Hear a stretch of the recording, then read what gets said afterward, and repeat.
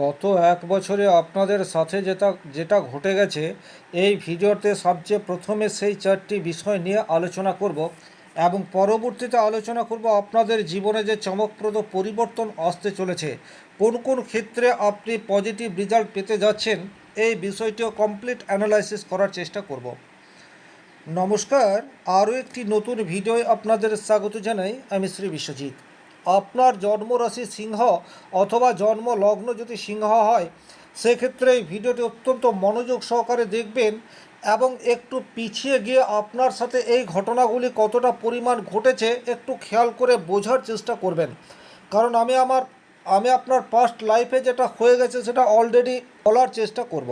সবচেয়ে প্রথমে যে জায়গাটি দেখব সেটা হচ্ছে দাম্পত্য জীবন বা বিবাহিত জীবন। খুব ভালো করে খেয়াল করলেই আপনারা বুঝতে পারবেন সিংহ রাশির দাম্পত্য জীবন গত এক বছরে কিন্তু মধুর নয়, বরং বেশ কিছু ক্ষেত্রে আপনাদের নিজেদের মধ্যে একটা পারস্পরিক বোঝাপড়া সেটা তলানিতে গিয়ে ঠেকেছে, এটা বলা যেতে পারে। আপনি নিজেকে ঠিকঠাক মতো করে আপনার লাইফ পার্টনারের কাছে তুলে ধরতে পারেননি, এটা কিন্তু বারবার রিপিটেড অবস্থায় এসছেন, বা আপনি যেটা বোঝাতে চাইছেন আপনার লাইফ পার্টনার সেটা বুঝতে চায়নি। আবার উল্টো দিকের মানুষটি এখন আপনার প্রতি ডমিনেট, এই বিষয়টিও কিন্তু আপনি অনেক সময়ই খেয়াল করে দেখেছেন। আপনি শান্ত থেকেছেন, আপনি বিষয়টিকে ম্যানেজ করার চেষ্টা করেছেন, কিন্তু আপনার উল্টো দিকের যে মানুষটি রয়েছে, সে আপনার হাজব্যান্ড হতে পারে, সে আপনার ওয়াইফ হতে পারে, সে কিন্তু এখন আগের তুলনায় অনেক বেশি আক্রমণাত্মক। এই বিষয়টি কিন্তু আপনারা একটু পিছিয়ে গেলে উপলব্ধি করার চেষ্টা করলেই বিষয়টি বুঝতে পারবেন। আপাত নিরীহ কোনো ছোট্ট একটি ঘটনা, সেটাকে কেন্দ্র করে দুজনের মধ্যে ভুল বোঝাবুঝি, সেটা কিন্তু রিপিটেড অবস্থায় গত এক বছর ধরে চলে আসছে। কেন আসছে কিছুতে এটা বুঝতে পারছেন না। অনেক সময়ই কিন্তু ইগো, এই বিষয়টা ভীষণ রকমভাবে চলে আসে। সিংহ রাশির প্রভাবিত রাশি এবং সিংহ রাশির জাতক জাতিকাদের মধ্যে ইগো এটা থাকবে, এটা স্বাভাবিক। কিন্তু স্বামী স্ত্রীর মধ্যে ইগোকে কেন্দ্র করে একটা ভুল বোঝাবুঝি এবং একই ছাদের তলায় থাকার পরেও বেশ কিছুটা দূরত্ব, এটা কিন্তু আপনাদের জীবনে রিপিটেড অবস্থায় কিছু কিছু ক্ষেত্রে ঘটেছে। এই বিষয়টি কিন্তু আপনারা একটু পিছিয়ে গেলে দেখার চেষ্টা করতে পারেন। দ্বিতীয়ত ধৈর্য, সেটা আপনার বর্তমান সময়ে অনেক বেশি ইনক্রিজ হলেও আপনার উল্টো দিকের মানুষটির এখন ভীষণ রকম ধৈর্যের অভাব, তার ফলেও একটা মানসিক দূরত্ব এটা তৈরি হয়ে রয়েছে। আধ্যাত্মিক পথে আপনি জীবনকে চালিত করতে চান, সামাজিক কাজে অনেক বেশি অংশগ্রহণ করা সেটাও আপনার পক্ষে সম্ভবপর, কিন্তু আপনার উল্টো দিকের মানুষটি কিন্তু এই সমস্ত কাজে আপনাকে বাধা দিয়ে এসছে। এটাও কিন্তু আপনারা যদি একটু পিছিয়ে যান সেক্ষেত্রে কিন্তু বিষয়টি উপলব্ধি করতে পারবেন। ওভারঅল যদি বলা যায়, বর্তমান সময়টিকে আপনি নিজে যতটা মানিয়ে নেওয়ার চেষ্টা করেছেন, আপনার উল্টো দিকের মানুষটি কিন্তু সেইভাবে আপনার দিকে সাহায্যের হাত সেটা বাড়িয়ে দেয়নি। তার ফলে কিন্তু একটা ডিস্টারবেন্স ক্রমশ আপনাদের মধ্যে বা আপনাদের দাম্পত্য জীবনের উপর বিরূপ প্রভাব এটা তৈরি করে রেখেছে। বেশ কিছু ক্ষেত্রে আপনি আপনার মনের কথা সেটা কিন্তু লাইফ পার্টনারকে বলতে পারেননি। আপনার আবেগ, আপনি কি চাইছেন, আপনার ভালো লাগা, সেগুলিকে কিন্তু উপযুক্ত সময়ে আপনার হাজব্যান্ডের কাছে পরিষ্কার করে তুলে ধরার ক্ষেত্রে আপনার লজ্জা, এই বিষয়টি কিন্তু বারবার এসছে। আবার অনেক সময় আপনি খেয়াল করে দেখেছেন আপনার উল্টো দিকের মানুষটিকে কিছু বললেই সে এখন রেগে যাবে, এই ভয়েও কিন্তু আপনারা অনেকটা নিজেদেরকে গুটিয়ে রেখেছেন। আপনি পুরুষ হন অথবা মহিলা হন, এই বিষয়টি কিন্তু আপনাদের জীবনে বারবার এসছে। তবে কিছু কিছু ক্ষেত্রে কিন্তু আপনারা বেশ কিছু পজিটিভ রেজাল্ট সেটিও পেয়েছেন।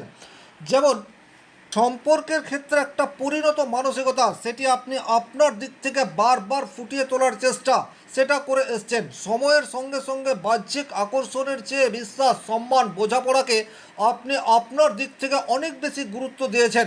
তার ফলে কিন্তু সাংসারিক জীবনে অস্থিরতা থাকলেও আপনি কিন্তু শক্ত করে লাগাম এটা ধরে রাখার চেষ্টা সেটা দেখা গেছে। আপনার উল্টো দিকের মানুষটি সবসময় আপনার প্রতি ডমিনেট করায় অনেক ক্ষেত্রে এটা দেখা গেছে আপনার ব্যক্তি স্বাধীনতায় হস্তক্ষেপ করেছেন, এবং আপনি সেটা আপনার ফ্যামিলির কথা চিন্তা করে, আপনার সন্তানের কথা চিন্তা করে এই বিষয়টিকেও কিন্তু মানিয়ে নেওয়ার চেষ্টা এটি বারবার দেখা গেছে। সম্পর্কের মধ্যে মধুরতা আনার প্রচেষ্টা এটি কিন্তু আপনাদের যৌথভাবে করলে আপনারা পজিটিভ রেজাল্ট পাবেন, এটা কিন্তু খেয়াল রাখতে হবে। আপনার ধৈর্য যত বৃদ্ধি পেয়েছে, আপনার উল্টো দিকের মানুষটির ধৈর্য ততটাই হ্রাস পেয়েছে। তার ফলে কিন্তু গত এক বছরে একটা ছোটোখাটো ইস্যু হলেও আপনাদের মধ্যে একটা ফাটল বা মানসিক দূরত্ব সেটা কিন্তু তৈরি হয়ে রয়েছে। এখন প্রশ্ন হচ্ছে, এই পরিস্থিতি কেন তৈরি হয়েছে? অবশ্যই ভিডিওটির মাঝামাঝি গিয়ে বা শেষ পর্বে গিয়ে এটা আলোচনা করার চেষ্টা করব। দ্বিতীয় নম্বর, আপনাদের কর্মক্ষেত্র, এই জায়গাটি কিন্তু খুব ভালোভাবে আপনারা উপলব্ধি করলেই বুঝতে পারবেন, কর্মক্ষেত্রে আপনি নিজেকে যথাযথভাবে প্রকাশ করার সুযোগ সেই অর্থে পাননি। আপনাকে আপনার যা দায়িত্ব বা আপনার যা কর্মক্ষমতা, সেখান থেকে কিছুটা ম্রিয়মান করে রাখার চেষ্টা, এটি কিন্তু ঊর্ধ্বতন কর্তৃপক্ষ আপনার উপর বারবার চাপিয়েছে। বা কিছু কিছু সিংহরাশি সিংহলগ্নের জাতক জাতিকারা যারা বিশেষ করে বেসরকারি প্রতিষ্ঠানে চাকরি করছেন, একটু খেয়াল করলেই দেখতে পাবেন আপনার কাজের সঠিক মূল্যায়ন সেটা কিন্তু যথাযথভাবে হয়নি। বরং বলা যেতে পারে আপনার প্রতিভাকে, আপনার স্কিলকে যথাযোগ্য সম্মান সেটা কিন্তু আপনি গত এক বছর যাবৎ পাননি। দ্বিতীয়ত, আপনার প্রতি আপনার উল্টো দিকের মানুষটি, সে আপনার ঊর্ধ্বতন কর্তৃপক্ষ হতে পারে, সে আপনার আন্ডারে কাজ করতে পারে, সে কিন্তু আপনাকে ডমিনেট করার চেষ্টা এটি করা গেছে, যেটা সম্পূর্ণ বৈপরীত্যে ভরা। কারণ সিংহরাশির জাতক জাতিকারাই অপর মানুষের উপর ডমিনেট বিস্তার করে এসেছে, কিন্তু এখন আপনাকে আপনার চারিত্রিক দৃঢ়তা থেকে অনেকটা সরে যেতে বাধ্য করেছে আপনার বস, অথবা আপনার যে সমস্ত কলিগদের সাথে আপনি কাজ করছেন তারা। খুব ভালো করে বিষয়টি খেয়াল করলেই বুঝতে পারবেন, তার ফলে কিন্তু কর্মক্ষেত্রে একটা চাপা টেনশন, চাপা ক্ষোভ এটা বহন করেই আপনি স্টিল ডেট কর্ম করে যাচ্ছেন।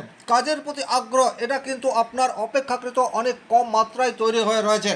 বরং বলা যেতে পারে কাজের পরিবেশ, কাজের পরিস্থিতি, বাসস্থান, এই সমস্ত বিষয় নিয়ে একটা সমস্যা, একটা দ্বন্দ্ব এটা কিন্তু কন্টিনিউয়াস আপনার ব্যক্তি জীবনে পড়ে আসছে। তার ফলে কিন্তু আপনি নিজেকে যথাযথভাবে উজাড় করে দিতে পারছেন না। আপনার কাজের মূল্যায়ন, আপনার কাজের স্বীকৃতি বা একটা প্রমোশন সেটা দীর্ঘদিন ধরে আটকে রয়েছে। আপনি যথাযোগ্য পরিশ্রম করেছেন, বা এমনও সিংহরাশি সিংহলগ্নের জাতক জাতিকা রয়েছেন যারা বিশেষ করে বেসরকারি প্রতিষ্ঠানে চাকরি করেন, আপনি দুজন তিনজনের কাজ একা হাতে সামলেছেন, কিন্তু তারপরেও কর্তৃপক্ষের সুনজরে সেটা আপনি এখনও পর্যন্ত আসতে পারেননি। ওভারঅল যদি বলা যায়, কর্মক্ষেত্রে একটা চাপা টেনশন এটা কিন্তু রয়েছে, কাজ চলে যাওয়ার একটা ভয় সেটাও রয়েছে। তবে কিছু কিছু ক্ষেত্রে আপনার কনফিডেন্স লেভেল সেটা কিন্তু অপেক্ষাকৃত কম রয়েছে। আপনার যে দায়িত্ব, যেটাকে আপনি এতকাল যথাযথভাবে মেনটেন করে এসছেন, এখন সেই জানা কাজ রিপিটেডভাবে ভুল হয়ে যাচ্ছে। এটাও কিন্তু সিংহরাশি সিংহলগ্নের জাতক জাতিকাদের কর্মক্ষেত্রে স্থায়ী নেগেটিভিটির একটা কারণ। আপনার কনফিডেন্স লেভেল এটা অপেক্ষাকৃত কমছে। এর সবচেয়ে বড় কারণ হচ্ছে আপনার যে চারিত্রিক দৃঢ়তা, আপনার রাশির যে গুণাবলী, বর্তমান সময়ে কিন্তু আপনি তার থেকে অনেকটা পিছনের সারিতে হাঁটছেন। এখন কেন এই উদ্ভূত পরিস্থিতি গত এক বছর যাবৎ আপনার লাইফে ডিস্টারবেন্স ক্রিয়েট করে রেখেছে, এটা একটু পরেই আলোচনা করার চেষ্টা করব। আরও একটা বিষয় আপনারা খেয়াল করে দেখবেন, সেটা হচ্ছে আপনার সন্তান।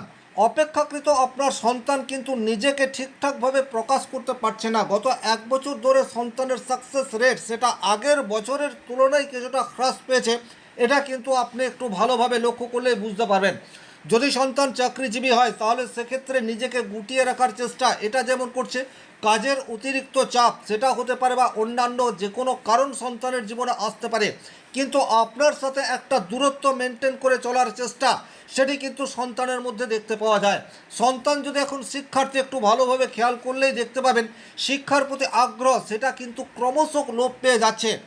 হয়তো পড়াশোনা করছে, স্কুল কলেজ টিউশন সেগুলো ঠিকঠাক যাচ্ছে, কিন্তু তারপরেও শিক্ষার প্রতি আগ্রহ এটা অপেক্ষাকৃত দুর্বল। এবং মোবাইলের প্রতি আসক্তি এটা কিন্তু ক্রমশ বৃদ্ধি পাচ্ছে। এই বিষয়টি কিন্তু যদি আপনারা একটু ভালোভাবে খেয়াল করেন, সেক্ষেত্রে বুঝতে পারবেন। আর এটা যদি হচ্ছে, সেটা কিন্তু একেবারেই অবহেলা করা, আপনার সন্তানের জন্য মারাত্মক ক্ষতি এটা হতে পারে। এই কথাটা কিন্তু আপনাদেরকে খেয়াল রাখতে হবে। কারণ সন্তানের কেরিয়ার হয়তো শুরুই হয়নি, বা কেরিয়ারের শুরুতেই রয়েছে, এইরূপ জায়গায় একটা লাগামহীন অবস্থা, বা বলা যেতে পারে কোনো কিছুই ভালো লাগছে না, অনাসক্ত, নিজেকে গুটিয়ে রাখার চেষ্টা, বা কিছু কিছু ক্ষেত্রে আপনি অনেকবার কল করার পরেও তার কাছ থেকে সেই অর্থে কোনো উত্তর না আসা, এটা কিন্তু একেবারে একটা নেগেটিভ সিম্বল।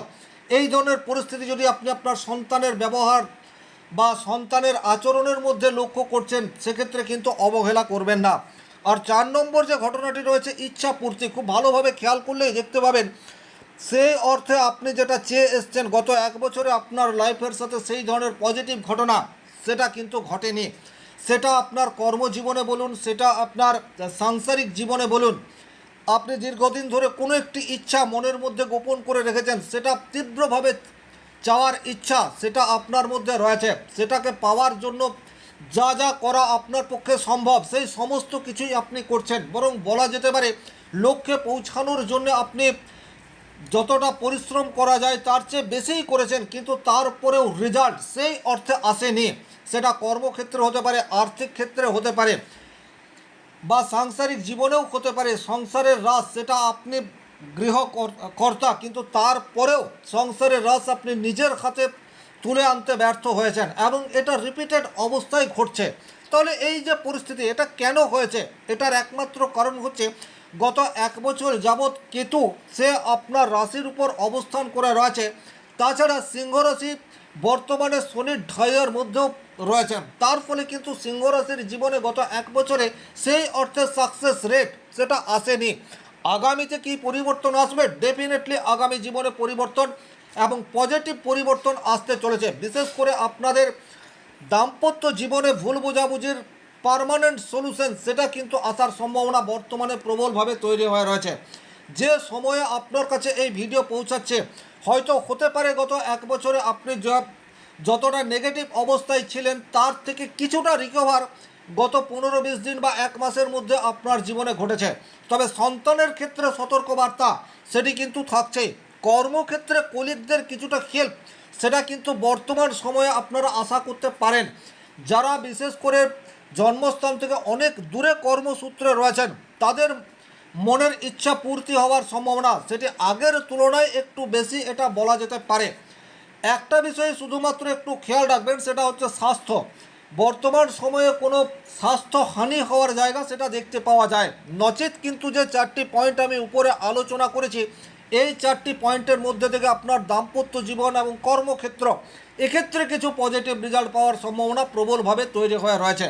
কারণ সিংহ রাশিতে কেতু বর্তমান সময়ে থাকলেও বর্তমানে এই কেতু মঘা নক্ষত্রে অর্থাৎ তার নিজের নক্ষত্রে রয়েছে এবং প্রত্যেকটা গ্রহ যখন তার নিজের নক্ষত্রে থাকে তখন কিন্তু সে পাওয়ারফুল হয় বা পজিটিভ রেজাল্ট দেওয়ার চেষ্টা অধিক মাত্রায় করে।